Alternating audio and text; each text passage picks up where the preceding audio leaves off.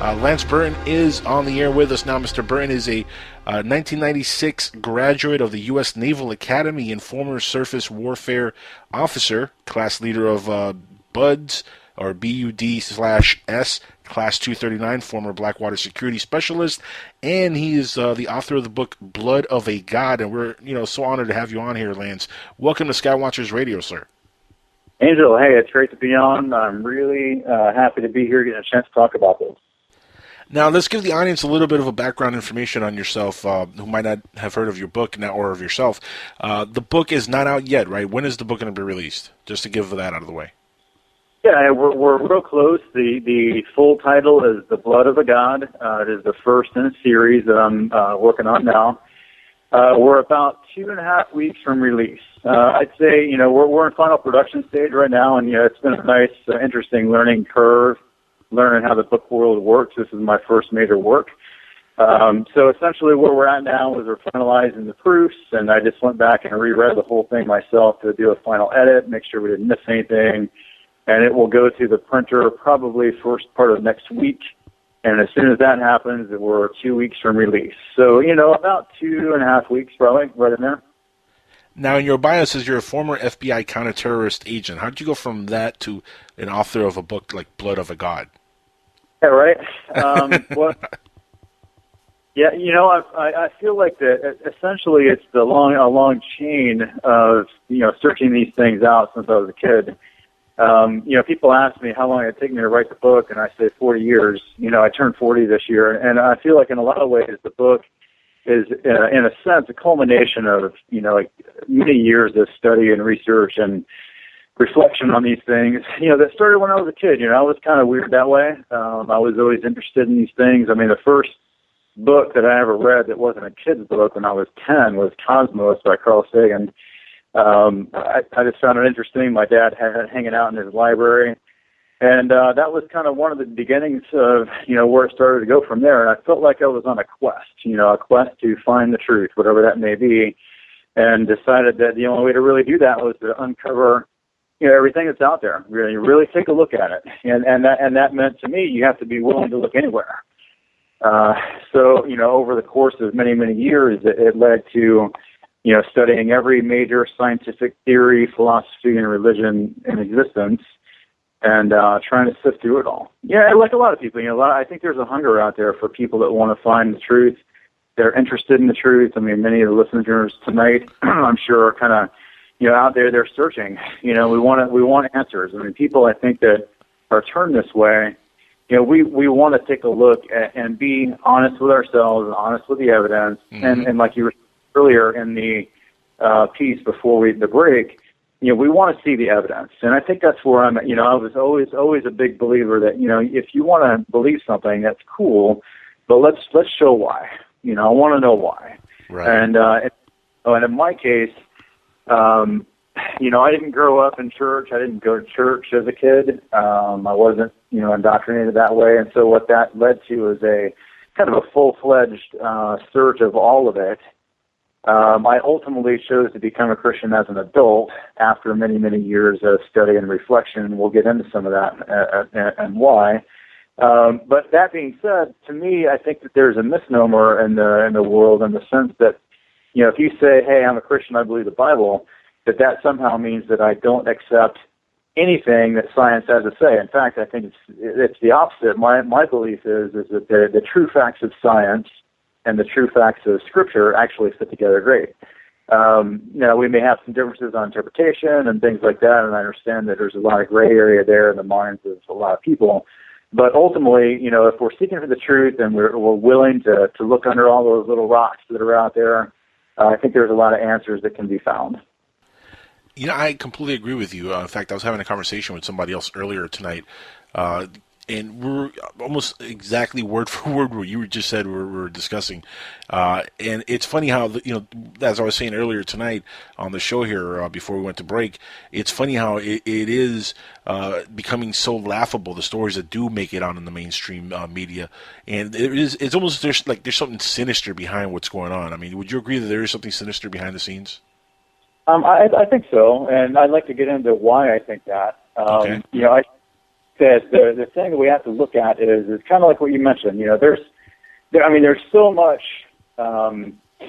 misinformation, right? In this field, this is one of those places where it's a little bit touchy, and this is probably a good place to make sure I tell the listeners, hey, I'm here as an individual. Yes, I have this professional background that has given me some great experience, and I wouldn't trade it for the world. I spent 13 years in the Navy and got a chance to do a lot of things, and then time with Blackwater, and then, of course, with the FBI. But I'm not here representing them in any kind of an official capacity. I'm here just as a guy who is interested in finding the truth, and I've had that professional experience. But the fact of the matter is that the evidence is what matters. Whether I was an FBI agent or not, or whatever I was, it still comes down to what the evidence is, right? And I think the evidence is pretty clear that there is definite misinformation being put out by some people that maybe just don't know better, or just perhaps misinterpret the facts.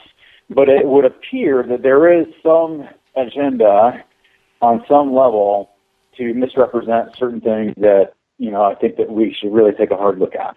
And an example of that, one of my favorite examples is how the media tends to shy away from people that have credible stories, and then they kind of get onto these tabloid stories as a way to. We have cases that are very well documented of everybody from fighter pilots, commercial pilots, professionally trained observers, and people like that who have seen phenomenon all over the world, tracked them on radar. There are fighter pilots out there that if you pin them down and you had a chance to talk to them where they didn't feel like their career was in jeopardy, they would tell you, I was chasing this craft in an F-18, and I saw it go 6,000 miles an hour on a radar and do a 90-degree turn. And nobody in the media is talking about that, Lance. That's the crazy part. They don't talk about that, but they talk about some ring of smoke in a picture that somebody took with their iPhone. That's what makes headlines. That's what gets me. You know what I mean? That's what's amazing to me. There are people like that out there, and the problem is there's never any hard evidence to stuff within the ufology community, but there is credible people that we could listen to their evidence, and like you're saying, it looks like they just go with the tabloid stuff. But does it really shock you? I mean, we live in a tabloid-centric society. Yeah, I think that the sensationalism of that kind of 24 hours, it's kind of taken over the minds of some people, and let's face it, that's what sells right now. Yeah. And everything. The old saying my pastor used to say all the time is, if it doesn't make sense, there's a buck in it. So that's what sells. And there's many outlets, media, newspaper, and otherwise, that are more interested in making money than they are talking about the truth. And unfortunately, that taints the real evidence that's behind that. I mean, we have cases of millions of people throughout the world who have, seen phenomenon that are credible, and it doesn't have anything to do with photoshopping things or anything else of that nature, So there's definitely things to look at. And in fact, I think that what's interesting right now in this current moment is, you can even look on History Channel. One of the most popular TV shows right now in the country is Ancient Aliens, with Giorgio Tsoukalos and the whole crew there. Oh, yeah. Love those guys. It's a great show. I've watched pretty much every episode. I would disagree on one level with their conclusions on the how issue. One level? I could write a whole entire novel on all my disagreements with that show. Yeah, sure. I mean, I think fundamental disagreements with certain elements of it, but the thing about the show that I like is that they are definitely uncovering certain amounts of physical evidence that can't be denied that there's something going on with it, right? One of my favorites, and I probably should spend a little bit of time talking about, my years of research and, the kind of the chain that I went through coming to these conclusions. And I'd like to mention a couple of men in particular. One who's actually internationally known very well throughout the community of believers is Dr. Chuck Missler. He's kind of been, in some sense, one of two of my de facto pastors / teachers for almost 20 years now. And this guy, I mean, he's very articulate. He's his information. He goes to great lengths to uncover, the details of the information, and puts together some of the best packages of information about these topics that you're ever going to find. And again, this isn't a sales pitch. It's really more for so people know about it. You can go to his website, khouse.org. Koinonia House is the actual name, but they go under khouse.org for the website. And there's a thing in there for topical studies, and you can go down and look for the alien/Nephilim line there. And there's a couple of things in there, one being the Alien Encounters Conference that he did with a guy named Dr. Mark Eastman, phenomenal speaker. I mean, these guys are serious researchers that know their stuff, okay? And you got hours worth of material in there you can get for free, or even just order it on DVD if you want the actual video part. And they walk through a lot of the details of what we're talking about tonight. Now, I'm going to add some stuff to that, and I'm going to add some of my own thoughts to it. But, we're here to help educate, the people that are listening to the show. Correct, so, another good one is this guy named Dr. Peter Buckland, kind of a controversial figure to some degree, but I love the guy. He's a great teacher. He's 91 this year. He's been preaching for 62 years. Wow. He's got a great study that he, sells through his website. And again, I'm not trying to play salesman. I want people to know where to look. KJV1611.org is the website.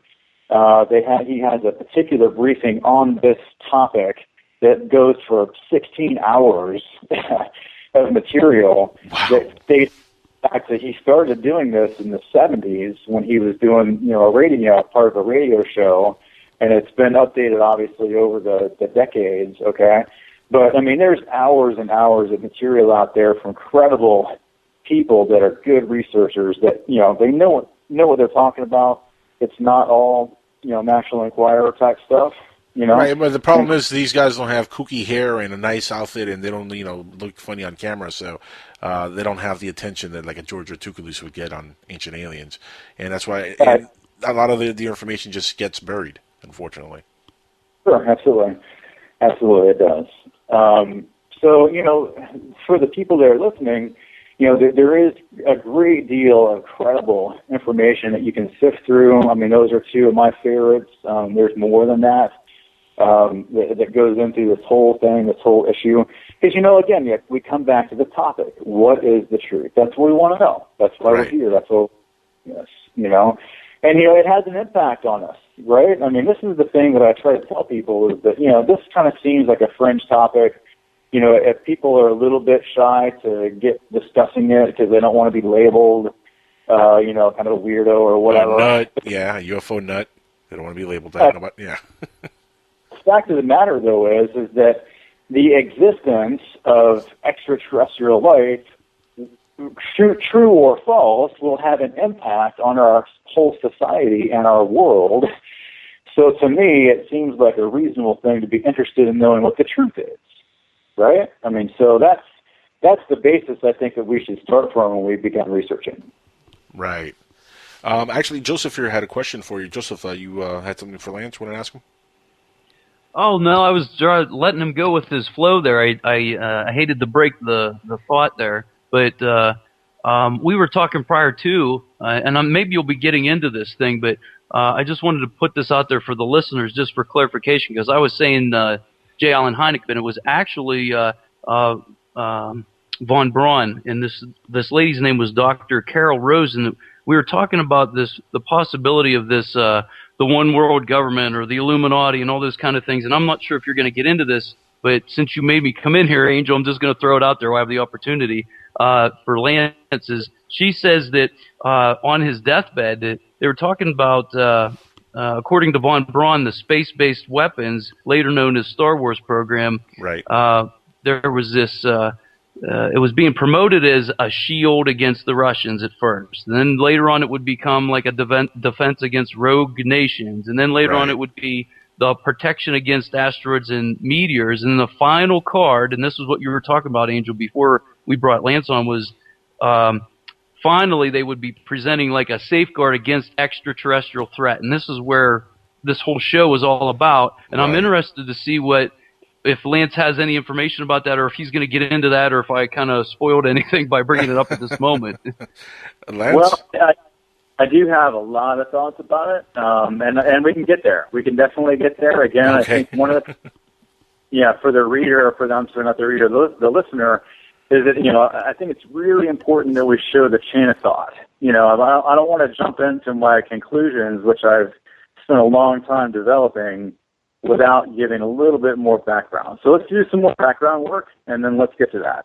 Great. Well, let's do a little bit more background work here. Now, as a former FBI agent yourself, what interested you? I mean, did you get any cases ever handed to you that had to deal with sightings or anything like that? I mean, did you ever see anything when you were as an FBI agent? No, my work as an agent started out as a counterterrorism agent. Later, I branched over into what was called the Violent Crime Major Offenses Squad, which, essentially dealt with everything from gangs to drug dealers and, whatever. Right. I had a reputation for being pretty aggressive, so I was frequently on jobs with other units within the outfit, if that makes sense. So, I was there. I took a very altruistic view to my service. My whole goal growing up, quite honestly, was and really it's kind of, going on to this day, is I wanted to be the best warrior and leader I could. That really was my primary motivation, just as an individual from a professional point of view. So when I approached, joining the Navy, when I approached, going through the various training that I did, and then later joining the Bureau, I feel like there was a very idealistic, altruistic kind of, I'm here to help catch bad guys type mentality, and that's how I viewed the job, And so because of that, if there was anything going on, I was always dying to get involved. I wanted to be in the middle of whatever I could. So, with that, and maybe we can get into some of that as we go along. I don't want to spend a whole lot of time because, again, no matter what the experiences are as an agent, that still comes down to what the evidence is for these things. So let me answer your question. I did not know. I never got handed a case, an X-Files case. In fact, it was always kind of a joke amongst us as agents that, there really is no X-Files squad and so forth and whatever. There's not. We actually. So there was no scholar. There was no scholar in Mulder, or Mulder and Scully, I should say. Not that I never met. So no, but most of my cases are pretty straightforward that I was involved with. Like I said, counterterrorism stuff and gang stuff and whatever, kidnappings and so forth. I was stationed down on the border in McAllen, Texas. So there's a lot going on down there, as you may or may not know. Mm-hmm. Pretty violent area. A lot of major crime going on there. So, it was actually a pretty good fit for me in a lot of ways that way. I got a chance to do a fair amount of street work that, isn't normal for an agent. And I was still in the learning stage and stuff, but maybe later on in the show I'll talk a little bit more about why I chose to leave. But, yeah, no, I didn't have any. It had nothing to do with aliens or UFOs, your decision to leave, though, right? Yeah, no UFO stuff. Okay. From the. So you never saw anything related at all at the agency? You're like, I know, obviously you probably can't talk about it if you did, but just give me I can't talk about that. Yeah, well, here's I had a pretty. We'll take that as a yes, but we'll have to go further. Well, I had a pretty high security clearance, but it wasn't one that was abnormal for an agent in my position. I had what was called a top secret SCI, secret special compartment of information classification, which is, it sounds big, but it really isn't anything particularly special amongst those who are in that position, So, I had a tendency to read a lot of reports and so forth, and I spent time with that, but nothing about UFOs and stuff like that. It was all, crime-based and, just learning the ropes and so forth with my cases. So. Now, The Blood of a God. Let's get into the book a little bit. I don't want to give too many spoilers because I want the audience to check it out themselves and buy it. But tell us a little bit about the book itself so the audience knows about it. Okay, yeah, so the book, there's a lot of layers going on in the book, okay? The reference to the title, the title, what it's referring to is the main character's heritage. So let me give you like a snapshot, what I call, when I tell people that I run into about the book, and I give them the surface layer, what we basically have is a military sci-fi adventure story, okay? The main character is based on my daughter. My daughter is currently 3. Well, she's going to be 3 this week. And in the book, she's 35. And so she is the essentially the basis for the main character. So you're predicting your daughter's future. Very John Connor-ish of you. Oh, right. Well, when my wife and I got married, I told her, I'm like, look, whether we have a boy or a girl, we're going to get trained. I've been a lifelong practitioner of martial arts and all the warrior stuff and whatever. She can do all the girly stuff, but she's going to get trained. That was the agreement. And I stand by that. When she's 18 and she wants to go on and do whatever she wants with it, that's up to her. In the meantime, she's getting trained. So, in the book, I kind of take some literary license there and just assume that she kind of followed my footsteps. Okay. And then where we go from there, though, is the real branch off that gets into, what appears to be the more fringe side is the connection to the Bible and Genesis chapter 6. And this is where we got to start getting into that, because to make sense of where I'm going with it, you have to understand a little bit of the background. Okay. So for those out there that are listening that don't really know a lot about what the Bible says about the topic, if you go back to Genesis chapter 6, now, and I want to get into why I think this is a serious text to pay attention to, and we'll get to that, okay?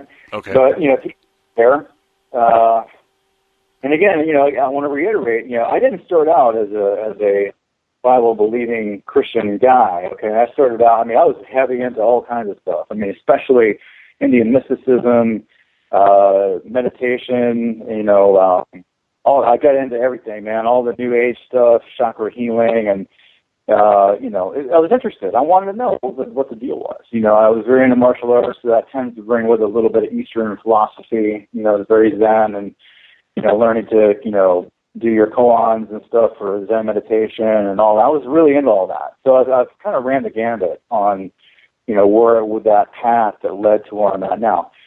But for the book's sake, I got to at least give you the reference, okay? So if you go in here, and I got it sitting in front of me, Genesis chapter 6. And it's verse 2, and the sons of God saw the daughters of men that they were fair, and they took them wives of all which they chose. Okay, and you go on down, and you get through, and there were giants on the earth in those days, and also after that, when the sons of God, small s, capital G, came into the daughters of men, and they bare children to them, the same which became mighty men, which were old men of renown. Now, what that's saying is, and here's what it's saying, and again, whether you believe it or not, this is what it's saying, okay? It's saying that there was a period of time in history when an angel, what we think of as a spiritual being, not me, like a no-kidding angel, right? Okay. Gave up his spiritual form to become mortal so that he could have a relationship with human women. And the offspring of that is called the Nephilim. Right. Okay?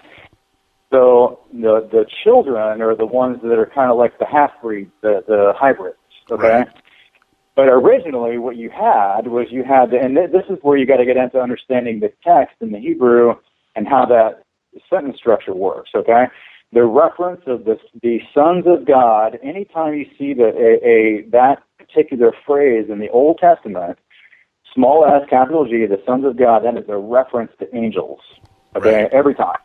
Okay, so what you have is that in this case, you have these angels that gave up somehow in a way we probably can't understand their celestial form in order to become mortal. But my contention is, and this is where I take literary license and then apply it, and I'm going to show you why, is that, okay, let's say this is true. Let's just for humor me, I happen to believe that the Bible is right, okay? But even if you don't, humor me for a minute. If an angel who was there at the moment of creation, and there's other places in the Bible that say that, okay? And he has this supernatural intelligence and supernatural level of knowledge, and he's been flying around the universe for who knows how long, right? And you give up that celestial body, that doesn't mean you gave up your intelligence or your knowledge. So if that's the case, what could you build? I mean, if we today, as human beings, can build, space shuttles and Hubble telescopes, and, we're talking about, finding ways around the relativity problem with Einstein's theory so we can figure out how to go to the stars and all that stuff, which I'm a huge fan of, by the way. If that's the case, we're doing genetic engineering, we're doing all these advanced technological things that are really in some ways a rediscovery of, I believe, ancient knowledge, okay? What could you do if you were an angel that had that level of intelligence and that level of knowledge? What could you build? I mean, you could build a whole bunch of stuff. Oh, right? yeah, no, you could build worlds. Exactly. So for me, I'm contending in the book that this actually took place at a point in time where these angels gave up their celestial form to become mortal in order to do this. And then what has happened is that DNA sequence has been passed along throughout generations, and occasionally, without any way of telling when or how, will manifest itself in a particular bloodline. Okay? And that is where you get certain individuals that have extreme levels of talent that you can't explain. Okay? People that have extreme levels of intelligence, extreme levels of physical ability, extreme levels of insight and things that you can't just say, well, they just trained for it. I mean, there are people out there that, like I always joke around, I've been an athlete my whole life, but you could train me for as long as you want. I'm never going to play basketball like Michael Jordan, right? I mean, it doesn't matter. Same here. Doesn't matter how long I practice. I would never play like him. Right? But you got to agree, though. Everybody has their own talent in their own way. I mean, you just got to harness and find what that talent is in each individual person. Exactly, and I would like to make sure that the people listening know that I'm not trying to minimize any of those. I mean, there are people out there that have, great talents that are very, very highly underrated. There's people out there doing, great work in all sorts of ways. From whether it be the farmer or all the way up to whatever you want to call it. It doesn't really matter what your profession is. There are people out there with extreme talent in certain areas, and that's occasionally manifests. Now, sometimes it's just, you're born with some great talent. God gave you some talent, and you're working with it. But what I'm arguing is occasionally this DNA strain manifests itself in a special way, and you can't know when it's going to happen. Okay? Okay. So, and this is the kind of where the book is going. Where in the book, she inherited that. She inherited what I call in the book a full dose. Okay? Now, I'm not saying that she really did, even though the character is based on my daughter, but for the sake of the story, I'm arguing that she did. Right, okay? right. Anyway, so that's the start. That's kind of like the jumping off point for the story, is that she's this person who has inherited this genetic strain that gives her special capability above and beyond. Like in the book, she has kind of like maximum human ability for strength, speed. She has telepathy, things like that, okay, or kind of things that she's able to do. And then over the years, I trained her in the various martial disciplines. And then at some point, and I'll kind of give away a little bit just to kind of give a teaser to the folks out there that might be interested in taking a look at the book. At some point in time in her future, and I argue that it's when she's a teenager, I introduced her to a guy who was a master of mine who was from the Orion constellation. Okay? So in the book, what we have is a race of beings who currently exist on Orion, who have a society there, a culture there. They actually are there, They live there. They grew up there, in this whole world that they've, put together. But their root is not that they evolved on Orion. They actually came from here and went there with one of these original angels that left their first estate, as it says in the Bible. Okay? So now what we've got is a situation in the book where one of the originals, and when I say the originals, I mean one of the original angels that did that, has, become essentially kind of like, I call him the emperor in the book. He's the leader of the Orion Culture Society, the supreme, ruler. And he pretty much decides that, with all my capability and strength and beauty and intelligence, I ought to be running the earth. So I'm going to make sure that happens, and I'm going to send an advanced expeditionary force back to prepare the earth for my coming in and taking over. Okay? And in the book, my daughter leads this special team called Talon Squad in a kind of a fight, a race against time in the shadows. So there's Orion operatives that have been operating for generations here on Earth. They've been combating that. Her master, who is also my master in the book, this guy named General Cattell from Orion, he helps them do this fight against them. And then it becomes obvious that the expeditionary force is en route to Earth, and then they help lead a defense of the Earth against this invasion. So that's kind of the surface layer of the book, okay?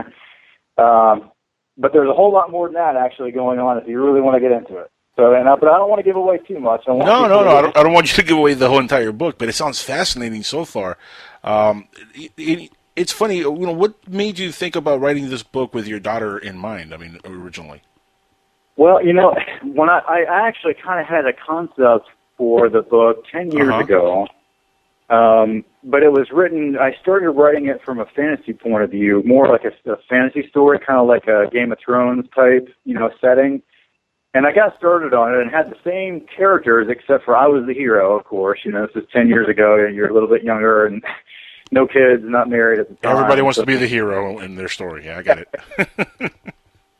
Now that I have a little girl, and I just love being around her and being with her, and I have such great hopes for her, I thought it would be more fun to make her the hero. So that was, ultimately kind of what led to that. And I think that, in some ways it was just the wrong timing when I started before. I started it, worked on it a little bit, shelved it, and said someday I'm going to come back to this. And then what happened is, last year, I signed on with this, security team, Spec Ops Service. And, there was a break in my work with them, just from a deployment point of view, we decided to, I decided to back off for a little bit and so forth. And so I kind of had a gap there. I had some time to fill. And, one day I'm just talking to my mom on the phone. And I'm like, you know what? I'm going to write that book I've been meaning to write for 10 years now. And it just started happening. I sat down and I started writing it. I wrote that prologue that I think I sent you a copy of. Yeah. And, I wrote the prologue, and I'm like, you know what? I got something good going on here. I need to go. I need to keep going. And I got into a flow. I got up every morning. I drink my Rockstar, get a little caffeine, and sit down and start writing, and it started coming together. And, it was a really cool relationship going on with my mom helping, because what we did is at the end of each day, I would send whatever material I had written for the day, and she would kind of go over it, read it, tell me if she had any thoughts about what to change or what should be different or what wasn't clear or, whatever, and I would just do it again the next day. And so the book actually I got done with it really fast. I wrote it in 6 weeks. Wow. Which that's great, my publisher is amazed about, So, it came together. It's actually taken a lot longer to produce the book than it did to write it in my case. So that was kind of the genesis of it. I had time on my hands, felt like writing, and just got into a flow, and I felt like there was something special going on, and just made a push to get it done. Wow, that's really cool. And you're only a few weeks away from putting this out. Now, how cool is that? You'll be able to tell your daughter one day in the future that, honey, I wrote this book with you in mind. Well, I joke about, the fact that if anybody ever says, yeah, you're one of those Bible-believing old-school traditionalists, I'll bet you're, like a lot of these old guys that think that, women should still be in the kitchen. The first thing I'm going to tell them is, well, my wife is a four-boarded doctor, forensic neuropathologist, who's a medical examiner, and I wrote a novel about my little girl saving the earth. So if that tells you... Yeah. If that tells you anything about what I think women are capable of, that ought to be enough. That's very true. That's funny. What does your wife think of the book? I'm sure she loves it, right? Well, she thinks it's great. She's honestly, we laugh about it because she really would rather see it as a movie. And that's actually kind of one of the things that's come up recently is that everybody who has pre-screened the book, I had a handful of readers. What I did is, in the writing business, they had what they call alpha and beta readers. And so I sent copies out to, about 10 people that I knew. And I tried to pick people that were very different. I didn't want like just military guys. I wanted to have kind of the gambit of personalities, professional backgrounds and things that were very different, so I would get a better cross-section of what people thought. And so far, everybody has loved it. And Stephanie, my wife, she thinks it's great. She's not a reader, and part of that is because, she feels like she spent her whole life in the book, becoming a doctor.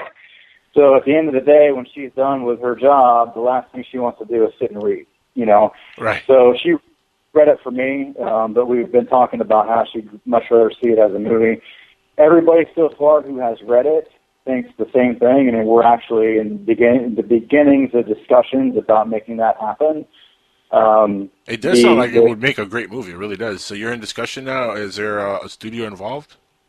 Not yet. Where we're at with it at this point is the publishing house that I went with is a smaller publisher, but part of the reason that I picked them is because they're actually a subsidiary of a much larger publisher. And I don't want to name them exactly because I don't want to put them out there and, make it sound like that, they're in a corner or anything. But, one of the guys who works for the parent company, finally read my book, and part of my contract with the smaller publisher was, and part of the reason I chose them was because part of that contract was that the parent company would review it and consider it for a bigger contract. Okay, so, there were other publishers that were interested, but, I chose this one partially for that reason. The other reason is they had good professional credentials and so forth, and everything seemed very. My rep that I talked to, I really liked. We got along real well. But that was a big one for me, because obviously as a new writer, getting into the writing business and actually picking up what they call a traditional contract is not an easy task, So having that opportunity for them to review it, I thought was really important. So they finally did it like 2 weeks ago, and the guy loved it. So he called me up and he said, hey, I screen 500 books a year, and yours is easily in the top 10. So here's what we want to do. We got a kind of we had kind of like one of those discussions about where we go from here kind of thing. I don't want to pin anybody down at the parent company, but we're kind of going right now is we're looking at the possibility at least of securing a contract to finish the series. And then there's some serious discussion going on about finding a screenwriter to transform it into a screenplay. And we have some relationships through the publisher with a fairly major, in fact, a very major movie company, okay? So, there's a lot of talk about it. I don't want to guarantee the people listening that it's going to happen, but that's what I want to happen. I'd really love to see it made into a movie. But of course I want to finish the series too, and I'm actually just getting ready to start book 2. So we're getting close. Have you thought of maybe turning it into a comic book series also, like a long-running comic book series? Exactly. In fact, I just talked to, the guy that's helping me put the book together and the production side about that. I have a gentleman who's a great artist and everything else. He's a great businessman, who's helped me with the production side. And we talked about that. We want to do, a graphic novel or a webcomic or along those lines. And then, see where it goes from there. But definitely that's in discussion at this point. Oh, that's very cool, man. That's very, very cool. I can just imagine growing up with that around you. Your daughter's going to have a really nice time in the next few years, especially if the books do really, really well. It does sound like a really great idea for a movie. And it's funny how these certain topics are really popular right now. Like anything related to anything like this is really, really popular. But do you have any other ideas in your mind of other books you want to write, or you're going to stick with this for a while? Well, I want to do the series, the series, the book 2, and I want to finish too with some more stuff about book 1 in a minute. But okay, book of which I'm getting ready to start writing, essentially is going to start with kind of a flashback And Okay, it's going so to it's going start. to be the second series to this same storyline. Okay. Yeah, so it'll be the second book in the series. We're going to do at least 3. I have 3 that I've already, have kind of mapped out. If necessary, we'll extend that out to maybe 6. I like doing groups of 3, And I have plenty of material. It's a matter of how long we want to make each novel. One of the things I did with this one is I purposefully cut it at about 300 pages or so because I wanted the reader to not feel overwhelmed with my first work. I'll tell you what, even as a reader, I mean, you go pick up some of these big novels, man, and it gets pretty intimidating. You feel like you got to you go, and I've got to love them. There's guys out there like Brandon Sanderson who just wrote this, humongous fantasy novel. And if you go pick it up at the store and you set it on the desk, and you feel like you have like a tome from the Middle Ages, I had a guest of mine, Lance, who sent me his book. He's like, "Oh, you'll get through it in about a month. It's not that long. I just put it out a week ago, and here I'll send it to you." I get the book, and it's like almost 700 pages, and I'm like, "Really? This is going to take me a year to get through 700 pages. Who writes that much?" So it's I really Great guest, wanted to cap. Yeah, I wanted to cap it, because I feel like you're reading for entertainment, but at the same time, I want the reader to learn something, as they read, and you don't want to feel like you got to give up your life to read this book, So, the chapters are short on purpose. The length is considered to be a mid-length novel. It's just long enough to be kind of a full-fledged novel. In the writing business, about 90,000 words is considered kind of a normal mid-length. That's right around that, we capped it, and actually the flow actually worked out well to cap it there, So that kind of took what I call the George Lucas approach to writing the book, and what I kind of mean by that, of course, is those of us that have been Star Wars fans and sci-fi fans, a long time, and you see there's a pattern, right? I mean, the way he always does his storytelling is you start it out with an action sequence, right, and then you tell the backstory, kind of develop the characters, and then you build to an epic ending, right? Right. And so that's the style that I chose to go with in the book is, I start out in the middle of the action, then I spend some time, developing the characters so you know who everybody is and what's going on and why they're coming together, what the point of the whole thing is, and then it builds to an epic conclusion that I've even told that people got teary-eyed reading the end of it. So I hope it really, has an impact on people. That's so cool, and it's a good reference to George Lucas. I'm a huge Star Wars fan, by the way. Huge Star Wars fan. It's a great reference. I mean, anytime somebody can bring up Star Wars, I'm happy. That's what I'm saying. Yeah, I got to tell you, I was at opening night with my dad and my brother in 1977. Oh, no kidding. Yeah, I mean, I was 4 going to see the movie, and I was, ever since, I think I wanted to be a Jedi Knight, right? So, like millions of other kids. But that's been my dream since I was a child. Yeah, I agree. Yeah, I mean, great storyteller. I mean, he capitalized on a vision that at the time, I don't think anybody really understood what he was trying to do. Yeah. And then it became this phenomenon, and I think that my hope here is that we have so much depth, in the story. It's not just a sci-fi novel, in my opinion. It's not. It's not. We could be talking to the next. We could be talking to the next George Lucas right now with you, Lance. Say it again. That we could actually be talking to the next George Lucas with you.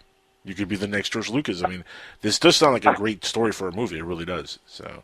I would like to think that maybe it could get to that point. But let's let it take its course. I mean, I really believe in the book. There's a lot of layers going on, and I think part of what I love about it is I don't think you're going to get the whole story reading it the first time. I mean, you're going to have to read it multiple times before you start figuring out everything that I've got layered into it.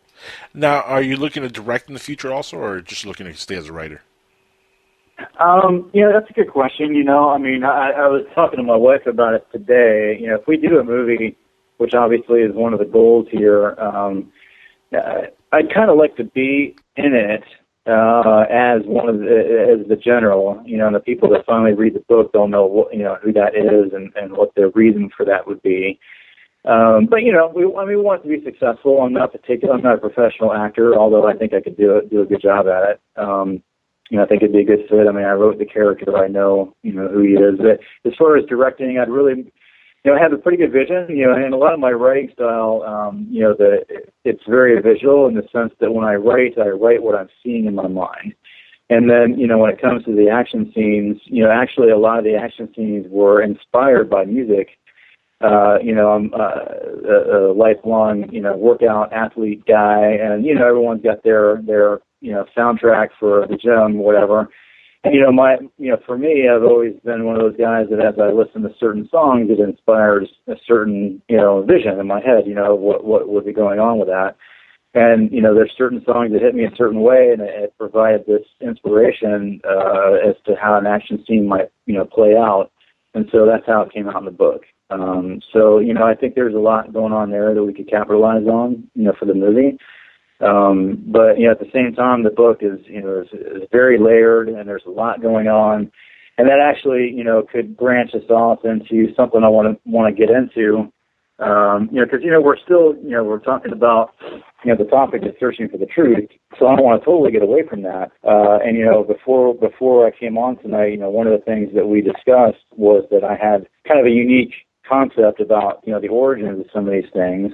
Coming back full circle, to the issue of why we're here. We're here to give the listener the tools to equip them to find the truth on their own. Like I said on break, we were chatting, I'm not here to tell you what to think. I'm here to tell you why I think what I think and what has led to that, and to try to inform you that, I've spent now going on 30 years of my 40 years on this earth, studying these matters in some detail, and have spent thousands of hours researching it. So, my ideas are well thought through. Now you may come to a totally different conclusion, and I'm fine with that. But I want the listener to know that there is credible information, and there are things out there that you can look at to help you wade through this mess and entangled, mess of stuff that is all over that's misinformation, right? So for me, I want to get into a little piece, and we're going to have to get back on the Bible, and, I don't want to spend time necessarily preaching, and that's not my point, but, for me, the Bible is more than just a spiritual book. It's a history book, and I came to that conclusion as an adult. I came to the conclusion that, there's a lot more going on in this book than just some cool sayings for how to live your life. That it's actually a lot deeper than that, and there's a lot of things in there that we need to be paying attention to. And, if you really take a serious look at it, it's like we started out, if we're here to find the truth, that means we can't deny looking at all sources. This is why coming through, I read the Quran, I read the Book of Mormon, I read the Vedas, I read, Carl Sagan's work, I've read Richard Dawkins' work, I've read, Stephen Hawking, and, all that. I mean, all the major stuff that's out there, Selfish Gene, Pale Blue Dot, Brief History in Time, all the science stuff, because, look, it's another area where you need to be educated. You need to know why they're saying what they're saying. And even though I have some disagreements with them on some of the things they say, it doesn't mean I discount everything. The current guy now who's a big shot is Neil deGrasse Tyson. And what a fun guy, right? Great personality. It's to me, it's like the true American story. Here's this guy. He's an astrophysicist. Not exactly a sexy position that would normally find itself into the mainstream media, but he's capitalized on his personality, and that's the American way. And God bless him for that. We happen to have some differences in our ways of viewing the evidence, and some of the things out there. But at the same time, it doesn't mean I can't learn from the guy. I've got. You got to admit, though, he is a great speaker, though. Look, science for a long time didn't have that voice like an Albert Einstein or somebody who was that, fun to listen to, I guess, or and that knowledgeable. And he is a great speaker. But there are other scientists out there that are great speakers also. He's not the only one, but he does a good job. His show is really good, the Cosmos Show. I really enjoy that show. But what's your differences with him? Yeah, I have Star Trek Radio on my list of podcasts that I listen to, and I love listening to it because I've always been into that stuff. When I first got to the Naval Academy, my intent was to be an aerospace engineer, ultimately changed that for reasons that I don't want to bore the listeners with. I didn't decide to pursue it, partially because I was so focused on more of my physical and martial art training and so forth. It became a little bit of a burdensome concept. I mean, the number of credit hours you already take there, no matter what your major is pretty heavy on the math, science, and engineering at the Naval Academy. So even if you're an English major, which I wasn't, but even if you were, you still took a huge amount of math, science, and engineering as part of your core curriculum. Right. I decided not to pursue that degree specifically, but even so, had my fair share of, engineering and math courses. The hardest of which, I got to tell you, I think that I ever took was Weapons Systems Engineering 2, second semester. The first semester being kind of fun. They talk about, how to build everything from a grenade to a nuke, some of the basic equations for that. But the second semester was building the mathematical equations for why things operate. And that was pretty freaking hard, to be honest with you. Even though there's an interest level there, I have a friend of mine from the Naval Academy who's a PhD in astrophysics, I believe it is. A great guy, we banter, we had this really long talk about the causality problems of going faster than light, and we get into all this, I love all that stuff. So from that point of view, I love Neil deGrasse Tyson. He's a very knowledgeable guy in science. He's a very good, like you said, a very good speaker. Yep. He presents well. My biggest beef with him is that two things. And number one, I think that the evidence for evolution is not as concrete as he makes it out. I think that there are a lot of scientific problems with the theory of evolution that I'm more than willing to get into at some point, maybe at a later date. But the other thing is he scoffs at the religious side as though you shouldn't even waste your time looking there, and then, goes on to essentially, attempt to defame what the Bible teaches. And one of his favorite quotes that he says is, back in the days of the flat earthers. And what he's really trying to say is that, those stupid Bible people, used to teach people that the earth was flat. No, we didn't. There were some churches that taught that, specifically the Catholic Church, and nothing against Catholics. I love Catholic people, but, that was a Catholic doctrine. But if you go in the Bible itself and you just read it, go to the book of Isaiah, and I'll just turn to, I guess, right here, Isaiah chapter 40, and you come on down here to verse 22. It says, "It is he that sitteth upon the circle of the earth." It tells you right there that the earth's round. Right. So, this idea that the Bible teaches the earth is flat and therefore you can just throw it out the window is ridiculous. So that's an example of where I have differences with him. When it comes to, other things, my other beef with him is that, that he'll tell you, if you just listen to him talk, he'll tell you, I've even heard him say it on his podcast, science today understands about 4% of the observable universe. That means that there's 96% of it, 96% of it that we don't understand, and so Right. therefore, what you have to say is that how many times has science been proven wrong when you stood there emotionally defending it for 50, 100, 200 or more years, and then you finally realize that it was wrong, Right. and during all time, you have human beings that are dying to learn the truth, and both figuratively and literally. And if these sacred texts have any bearing on what the truth is, you've got a book here that says, hey, you have a soul, and when you die, that soul exists eternally, and we have a creative being that is beyond our capacity to fully understand, that is perfectly just, that is going to judge you. Okay, well, if that's true, don't you think it's important to know what he said? Well, there's also an issue that I have with that statement in itself. We're saying that, there's a being that is there to judge us, an ever-loving being. But who is the person, or who is the one that carried that information out first? I mean, God didn't come down here, made himself present to everybody, and said, "Okay, I'm God. God's here now, and guys, you got to write a book about me because I want my story told. I want you guys to know about me. There's going to be an Old Testament, a New Testament, a Hebrew Testament. There's going to be a Torah. It's going to be a Quran. Everybody's going to be talking about me. There's going to be about 50 religions. Don't worry about all the information. It all means that I am real. I am God. I am all powerful. I am the Alpha, the Omega, all that stuff. That never happened. The Bible's every single work of religious instrument has been written by men for their own agendas to back up whatever their issues and their agendas and their ideals were.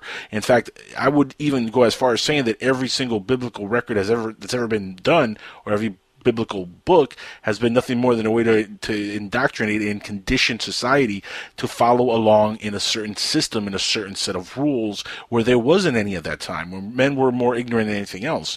And so they said, okay, the word of God, that'll scare them. In fact, let's say this all-loving God is also a vengeful God. If you don't follow his ways, you'll burn in hell. That makes a whole lot of sense, right? Let's put in the book also that slavery is A-okay by God, because guess what?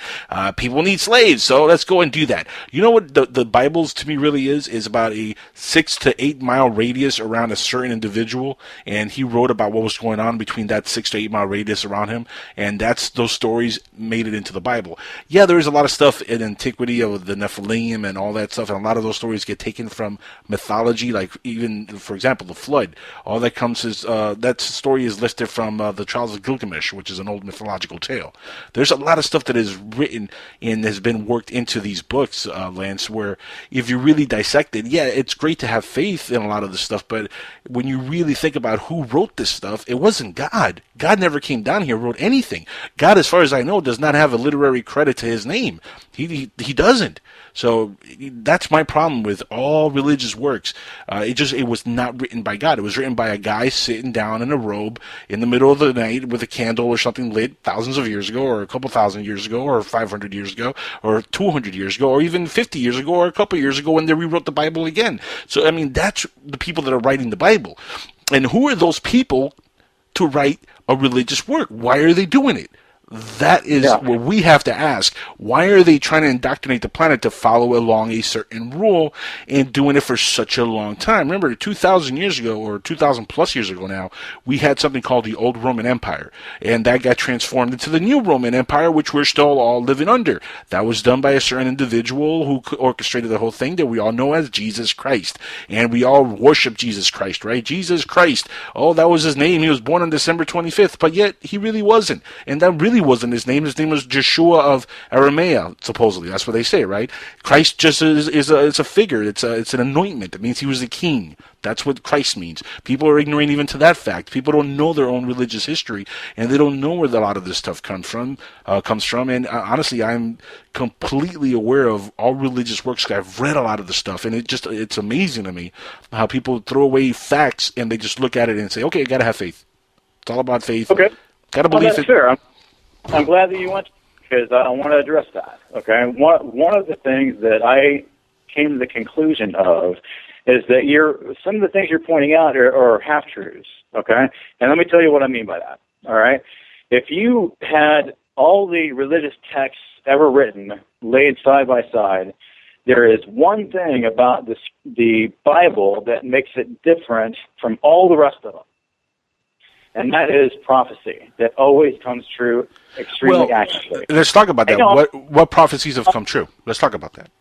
Let's stop right there. Let's stop right there and go into that part of what you just said. What prophecies have come true? I have my favorites. There's been hundreds of them come true perfectly. Okay. Okay. One of them I'll mention to the listeners, and we'll get into this, is if you go back in the book of Nehemiah, this is an Old Testament book, chapter 2. There's essentially a commandment to rebuild Jerusalem. And this ties in with a prophecy from Daniel chapter 9. And essentially, and I'm not going to quote it right this moment because we want to really keep moving. I want to hit this real quick and keep pressing forward. And that is, it basically says that there's going to be a certain period of time between the commandment to rebuild Jerusalem till the presentation of Jesus as the Messiah. Okay? If you dig all that out and you spend time digging out the numbers, what you find is that commandment to rebuild Jerusalem was given on March 14th, 445 BC. And the number of days that you're told that it's going to be in between those two is 173,880 days exactly. So what day did Jesus present himself as the Messiah? Well, if you do the numbers, you run through the calendars, and you're very meticulous, what you find is that day was April 6, 32 AD. And as it turns out, that's exactly 173,880 days. Okay. For one example, okay? There's hundreds of those. Let me give you another cool one. I could actually answer that example and tell you how that's not a valid example. If you are to believe that Jesus was a real person and really lived and walked the earth, sure, you could say, okay, yeah, that might be a real example. But here's the thing: I'm not a believer that Jesus walked the earth personally. I think Jesus was an amalgamation of different characters put together to brainwash society. To brainwash the masses. For me, there's been no credible evidence that a person named Jesus Christ ever walked the earth. There is credible evidence that his figure was created out of the god Horus from Egypt, and he was created out of the image of Caesar Caesarion, the son of Julius Caesar and Cleopatra. There are stories of that individual that matches Jesus' story to a T, including Joseph and Mary, Mary Magdalene. All these names are in that person's storyline also, but nobody calls him Jesus. They called him Little Caesar or Caesar Caesarion. Why did that happen? Why is his story omitted from the Bible? Because the Bible's creating a figure and using lifted information from other individuals to fit exactly what you're talking about, which is a prophecy. Because that's how they indoctrinated people. They wanted to say, okay, let's make this look believable. Let's create the prophecy that's in this work. And people will believe it and will say, you see, the Bible is right. There's a prophecy coming through right there. And that could have easily happened 2,000 years ago. That comes down to something very fundamental. Let me ask you a question. Sure. Do you believe Washington was the first president of the United States?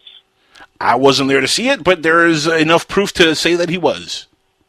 I would argue that there is all kinds of proof that a person named Jesus walked the earth, no matter what. That's arguable to many extents. In fact, there's no reported historian that spoke about Jesus until 400 or 300 years after the death of Jesus. In fact, it was prohibited in that time period for anybody to write about Jesus or to put any imagery, artwork or anything that depicted the image of Jesus. That was prohibited by the new Roman Empire when they created their empire. This is a fact, and no story was ever written about this Jesus until they created their figure, masked him, and put him perfectly out there for the masses to absorb who he was, and gave enough time in passing to, people would not know if really 400 years ago or 300 years ago this person existed and did all these things. They just wouldn't know. How are you supposed to tell somebody 2,000 years ago that, this is not true? They don't know any better. They're reading what they're being told, or they're being told something and they're ignorant to the facts. So they wouldn't know any better. Back then it was a lot easier to indoctrinate anybody into believing stuff because there was no education like there is today. You see what I'm saying? That's your interpretation of the facts. I mean, I've read all that stuff. Okay, and I know what you're saying, but what I'm telling you is that you even date your birthday from his birthday. I mean, there's mounds of evidence that a real person named Jesus that fit this profile existed. I mean, way more evidence than even me. I mean, I don't know about that. I mean, you're talking to me on the phone right now, so I know you exist. Yeah, but that's for you. The people after I'm dead and gone 100 years from now, there won't be any special evidence other than not true. Your book could be out there. There might be a couple movies, Lance, so that might be out there. There'll be evidence. You think in a couple hundred years they're going to forget who George Lucas is? No, they're not going to forget him. He's going to be legendary forever. In 500 years, they're still going to talk about Michael Jackson, George Lucas, Elvis Presley, figures that create this legendary, iconic status to themselves. Jesus was the first cartoon character that was created by the Vatican to indoctrinate people. He was literally the first comic book character created to indoctrinate the masses. That's what Jesus was.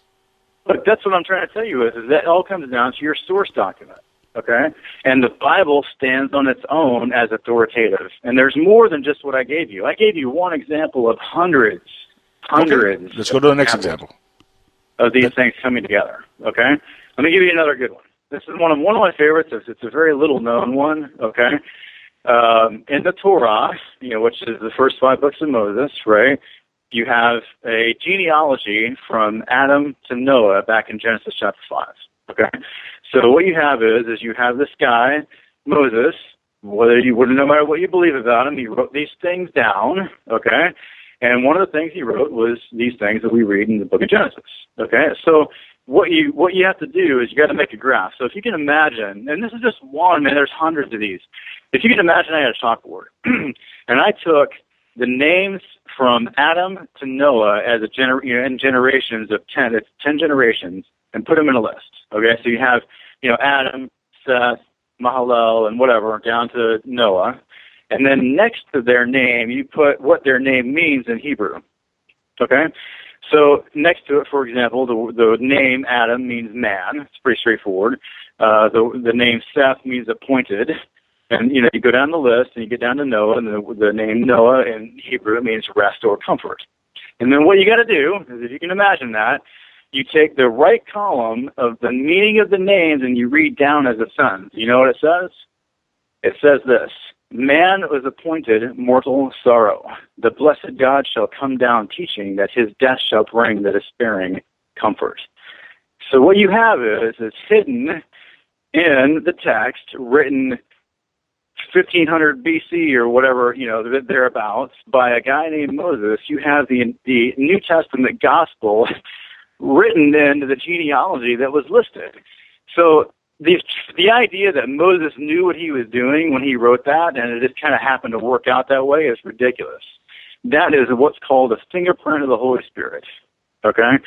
Giving him information that he probably didn't even know what the heck was going on. He was just writing the genealogy. Repeat that quote again for Moses.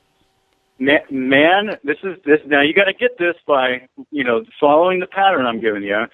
You put the meaning of the names of the genealogy from Adam to Noah in a column, and it's what the names mean in Hebrew, and then you read down that column like a sentence, and the sentence reads this: man was appointed mortal sorrow.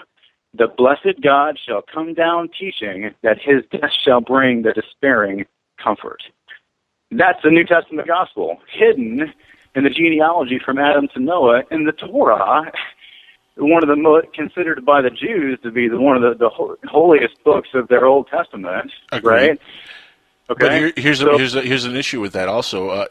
Is it not possible that somebody who is very creative came up with that 1,500 years before Christ? Well, look. As a story, I doubt it. Why do you doubt it? Look, right now we have in this country, we've had how many countless cult movements over the last 40 years, from Waco, Texas to what's going on with the Bundy Ranch now. Cult movements are not something that is new or just something that came up last week. They've been around forever. So who knows what Moses was up to, and who knows what these people are up to 15,000 years ago, 1,500 years ago, or whatever, coming up with these storylines. That's my point. The point is, though, it still goes back to man-written storylines. And yeah, I understand what you're saying, that the name means that, but it's still written by man. I mean, you don't go scoffing at the idea of who Alexander the Great was, do you? I mean, so why all the attention on Jesus being fake? Because you don't like the message? No, that's not the point. The point is it's brainwashing the masses and indoctrinating them on false pretenses that story. Why not pick out other historical figures and talk about it? There's all kinds of different issues that I have. Noah's flood, for example, that's lifted from the Trials of Gilgamesh. Yeah, but we have scientific evidence that this happened in 4400 BC. For example, you can go down to the Great Barrier Reef and see where the coral has regrown, and they can measure that out. Yeah, I completely understand that, but here's the thing. In 4.6 billion years that this planet's been here, Lance, how many times have we not had certain incidents over the years where maybe a flood happened in a certain region of the world? And, we have floods all the time. We have tsunamis that happen on this planet, Lance. So who's not to say that somebody living in a part of the world who does not know any better says, oh, this must be a biblical event because we just had a flood, and they make it into a bigger thing than they are because they don't know anything outside of their region. Remember, they didn't have a Google Map back then. They didn't know anything about the rest of the earth. So anything that happened locally to them was something biblical. a tsunami or something like that would have been biblical to them because they don't have CNN. They don't know about disasters all around the world. You know what I mean? So they wrote about their experiences. That's it. That's just your interpretation of it. What I'm saying is that the text, if you take the text as it stands, the prophetical accounts cannot be completely thrown out. These things happen in hundreds of examples. I mean, we're touching on like two. I mean, I can give you another good one, okay? This is another one of my favorites, Psalm 22. You go in there, and any objective reader of the text can see that it's about somebody being crucified, no matter who you think it might be, okay? As a believer of the Bible, I would argue that it's talking about the Messiah, and we give a name to that person. We call him Jesus, who's supposed to be God manifest in the flesh. But if what you got to put together is that when that thing was written, and combine that together with the historical documentation that we have about when crucifixion was invented, and you see that there's a disparity which only shows that there's a prophecy there. Let me spell it out for you. You got this guy, this King David, writing this psalm, this song or whatever, and approximately, depending on the records, somewhere around 1000 BC-ish, right in there. And you have him writing about someone being crucified. But if you look at the records, crucifixion wasn't invented until about 800 or 900 years later, and then was instituted by the Romans as a form of capital punishment in 100 BC. So what you have is a Jewish king sitting on a throne in Jerusalem writing about something that has not even been invented 900 years before it happened. Now, if it was just one of those, you might be able to do what you're doing and throw it out. Well, how many things were not invented 40 years after Star Trek came out that Gene Roddenberry thought up and put on TV? Tablets, laptops, cell phones, flip phones, all kinds of things. Look, man has been creative since the beginning of mankind, and we've always had an imagination, and we've always created storylines and story arcs and things that we've always used to pass the time, especially back then where they didn't have the internet. Unfortunately, Al Gore hadn't invented it yet. Yeah, right. Al Gore, God bless him, he's always putting his foot in his mouth over something. Anyway, that's a whole other story. Global warming, not really, no. It's a process of the planet, Al, not global warming. So what I would like the listener to see is that I'm not denying that anyone can have their view about these topics. What I'm saying is that the text is supported by the evidence much more than I believe that you're leading on, and it comes down to what is your source documentation and how do you prove it. And I think that one of the key elements that God has used is the prophetical accounts. And I'll say this again, it's not just a matter of me quoting you a couple verses and saying something happened. It's a matter if you take the time to dig this stuff out and look at all the historical records that are out there that are available, there are hundreds and hundreds and hundreds of these things that have come true perfectly. No, I understand that, but let me interject here, and I know Joseph has a question for you in a second, and I'm going to let him ask. We only have like 10 minutes left, by the way, or 8 minutes left. But let me interject here real quick. Let's say, for example, right, you have a story, and you want to put that story out there. And you write the story out and you make a great storyline and you put it out there. And it's something that it was 2,000 years ago. And people are working the masses with this storyline. How easy do you think 2,000 years ago would be to create a storyline that would reach the masses and fool them?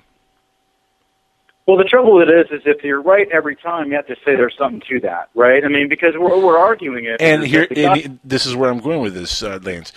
Stories that get created by people with ideas, right, could have prophetic stuff in them, because I could say, for example, hey, there's going to be an earthquake on California and thousands of people are going to die and it's going to happen real soon. And just leave that out there. And in about 20, 30 years, if something like that does happen, does that mean I'm a prophet? No, but what I'm saying is if you gave the exact day, that would say something. And that's what the Bible does. Is that it isn't. It gives certain things, and again, it's certain dates that man could make happen to follow the prophecy. Exact dates. There are so many things in there that come true exactly the way it predicted that you have to say there's something to that. Because what we're arguing is that if there is this creative being that it talks about, and we call him God, you would like to assume that he would know the end from the beginning, right? I mean, he's going to know. You would hope so. You would hope so, right? If that's the case, then he can never be wrong in his predictions. And that's what we're arguing is that the Bible does that. It does it perfectly. Yeah, unfortunately, though, you gotta admit, though, God, he gets questioned a lot because if God is perfect, if God is, infallible, then we're all part of His creation. But yet in the Bible, He hates gay people. So what's that about? We're all part of His creation. You know what I mean? So why hate them? Why is there slavery in the Bible?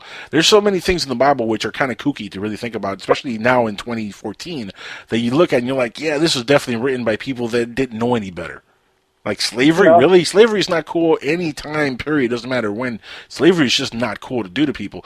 Nobody should be a slave to anybody. But guess what? In the Bible, it says it's justified. There's even justification for it. So we're short on time, though. I do want to get to Joseph's question, though. I'm sorry to cut you off, Lance, but Joseph, jump on in. I know you had a question, and I wanted to let you ask. I've had many, but I'm just going to put something out there. We're talking about what's the show about here today? It's about unidentified flying objects, and so we're stretching, we're going into religion, we're pulling out all these aspects. What we didn't talk about, Lance kind of led into this. He's talking about Moses being led by the Spirit, and I think you mentioned that, right, Lance? Like the Holy Spirit.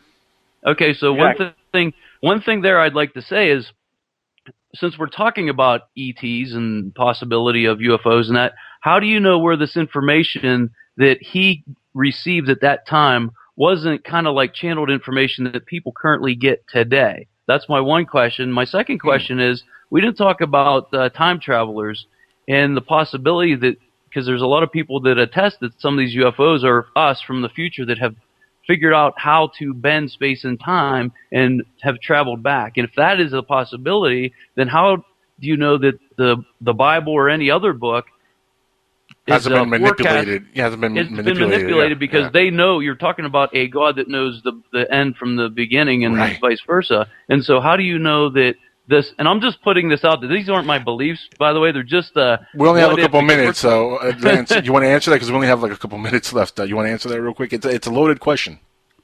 No, I want to try to answer it, and we need to do this again because there's a lot to get into that we glossed over, okay? What I believe there is this. I think that there are these other beings that we're dealing with. They are out. This is what I personally believe, although I don't have direct evidence, okay? I believe that the chances are high that these other beings exist, but the root of it is based on what I told you before, with the angels that left their first estate and then had offspring, and they brought with them in that transformation that intelligence. And so what they did is that, yes, they created these, technologies and things like that we see evidence of, right? So if the question is what about some other beings? Yeah, I think they're out there, absolutely. Where I would differ with science is that I don't believe that they evolved from an amoeba, or really, if you track that down, you got to say they came from a rock, right? I mean, there was no organic matter on the earth until, according to them, until it, got struck by lightning in a pool of goo, and then eventually created some kind of organic piece, right? So ultimately, you got to say, if you believe in evolution, then you track it all the way back to rocks, okay? Now, what I'm saying is that you have to get into the origin of where these beings may have come from. And so in this case, what you're dealing with is, I don't believe that they evolved on Orion, for example, but that they went there after starting here based on what I was saying in the beginning. That's the basis. So they still had an origin here, but who knows how far that could go. And, we really didn't finish it, the chain of thinking on that whole thing. I've got a whole thing that I'd like to lay out another day about how far that can go. Oh, we'll definitely have to have you back on, Lance, very, very soon. I mean, I know people thought, oh, man, they were getting into a heated argument about religion. But no, look, this is all fun to talk about this stuff on the radio. And I have a blast anytime anybody brings up the religious topic and deals with ufology also at the same time and all that stuff. Now, we are almost out of time. I do want to give you a chance to plug the website and the book one more time before we get off air and when that's going to be released. It sounds like a really neat book, so I hope everybody checks it out as soon as it comes out. And we want to have you back on. In fact, the book's going to be out in a few weeks. Once the book is released, I want to have you back on so we could talk a little bit more on it in a few weeks from now. So let's plug the website again. It's what's the website? Give it to the audience. So we got bloodofagod.com is the website. The actual title of the book is The Blood of a God. You can actually go to my Facebook. We have a fan page on Facebook for the book. Just search in there in the search engine, The Blood of a God. I've got about 1,500 fans or so as of today. I've been posting concept art for the book that connects up with what's going on in the book, so you can kind of get a visual idea of what's going on. And if you're interested, you can do a pre-order for $4 off. If you go to the website, there's a section on the website, bloodofthegod.com, for ordering in the pre-order stage right now. And if you pre-order, you get that $4 off the retail price through our website. It'll be available on all the major places, Amazon.com, BarnesandNoble.com, of course through us, and then also Nook, Kindle, iTunes, I believe. That's what I'm being told as of today. And then you can look for it to be out in about 3 weeks or so. So right in there. Very cool, and we'll definitely have you back on so we could talk a little bit more and continue this conversation, because you're a fascinating person to talk to, Lance. I really enjoyed having you on, and it's a shame that we're out of time here on Skywatchers Radio. Guys, for my co-host tonight, Joseph Mara, and for Alan, who's off tonight, and for our great guest, Lance Burton, who's been just fascinating tonight. Thank you for listening in. For Keith Rowland and the Dark Matter Radio Network crowd, thank you all, and we'll be back next week with another fascinating episode here on Skywatchers Radio. Guys, we're all out of time. We will see you next week. Thank you again, Lance. Thank you again for being here. Really appreciate it.